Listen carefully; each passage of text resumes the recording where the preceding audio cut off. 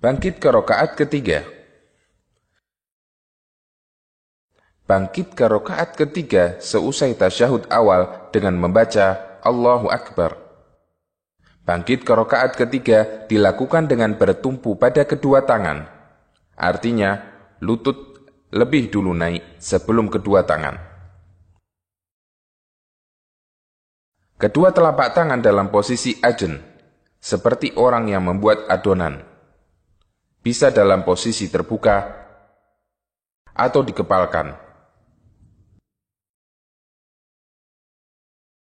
Sebagaimana keterangan Ibnu Umar radhiyallahu anhuma, "Ra'aitu Rasulullah sallallahu alaihi wasallam ya'jinu fis shalah." Saya melihat Nabi sallallahu alaihi wasallam melakukan ajn ketika salat. Hadis riwayat Tabrani dalam Al-Awsat dan disahihkan dalam silsilah as-sahihah. Dalam riwayat lain dari Al-Azraq bin Qais, beliau mengatakan, "Ra'aitu Abdullah ibni Umar wa huwa ya'jinu fi sholati ya'tamidu ala yadayhi idza qama." Saya melihat Abdullah ibnu Umar radhiyallahu anhuma melakukan ajn ketika sholat, bertumpu dengan kedua tangannya ketika hendak berdiri. Hadis riwayat Tabrani dalam Mu'jam Al-Awsat.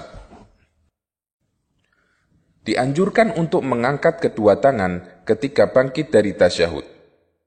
Mengangkat kedua tangan dilakukan setelah berdiri sempurna di rakaat ketiga, sebagaimana keterangan sahabat Abu Humaid radhiyallahu anhu. Beliau menceritakan tata cara salat Nabi sallallahu alaihi wasallam.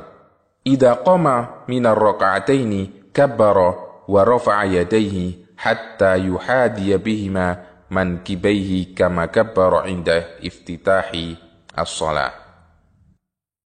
Apabila beliau bangkit setelah mendapat 2 rakaat, beliau bertakbir dan mengangkat kedua tangan beliau sejajar pundak, seperti ketika beliau melakukan takbiratul ihram. Hadis riwayat Abu Dawud dan disahihkan oleh Al-Albani. Bangkit ke rakaat keempat. Bangkit ke rakaat keempat dengan membaca takbir. Dianjurkan untuk sesekali mengangkat kedua tangan ketika bangkit ke rakaat keempat, sebagaimana disebutkan dalam riwayat Abu Awanah dan Nasa'i dengan sanad sahih. Kesalahan ketika bangkit ke rakaat ketiga dan keempat. Yang pertama, tidak membaca takbir intiqal ketika bangkit ke rakaat ketiga atau keempat. Tindakan semacam ini jika dilakukan dengan sengaja bisa membatalkan sholat. Yang kedua, membaca takbir intiqal setelah berdiri sempurna. Perbuatan ini termasuk meletakkan takbir intiqal tidak pada tempatnya. Yang ketiga, membaca takbir intiqal yang terlalu panjang. Allahu